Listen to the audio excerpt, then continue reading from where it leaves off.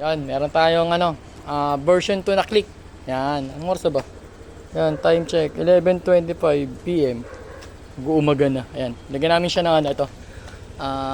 PIA original tsaka itong Sendo X1 na 60 watts. So, ayun yung build ko. Sa ilaw niya. Yan, walang side dyan. Ayan, hindi siya nakadikit. Kabila. Wala din. Tapos yung baga ng ilaw niya 60 watts to eh. Ayun. Wala, ayaw pataasan ni boss eh. Okay na daw siya dito. Ayun kayo. Mukha siyang mababa kapag naka-center stand. Apo. Pero pagka hindi na naka-center, nakangud-ngud, parang nakangud-ngud siya eh. Apo. Pero pagka tiga mo, di ba? Alasin natin sa center stand. Iba yung niya eh. Parang pag ganun yung niya eh. Pero pag hindi na siya naka-center stand, ganyan na siya. O, di ba? Apo. Ayun o. Yan, may passing light. Ito yung switch niya, tapos may passing light dito sa likod din. Pag naka-off sabay.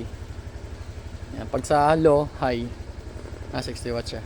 Then, sa high, low. Tapos sa busina, ito, dito ako naglagay. Dati kasing may butas na to.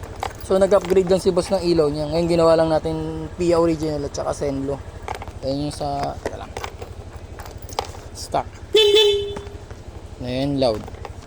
Pitikin lang natin. At anong oras na po. Yan. Tapos ito hazard. Yan. Lagyan natin ng hazard. Ayan, nag-blink na siya. Ayan. Lagyan natin ng hazard. Pa-center stand nga, boss. Baka bumitaw na naman ako sa hand grip mo. Muntik na kanina. Ayan. Ayan yung hazard niya. Hanggang likod yan. Ayan.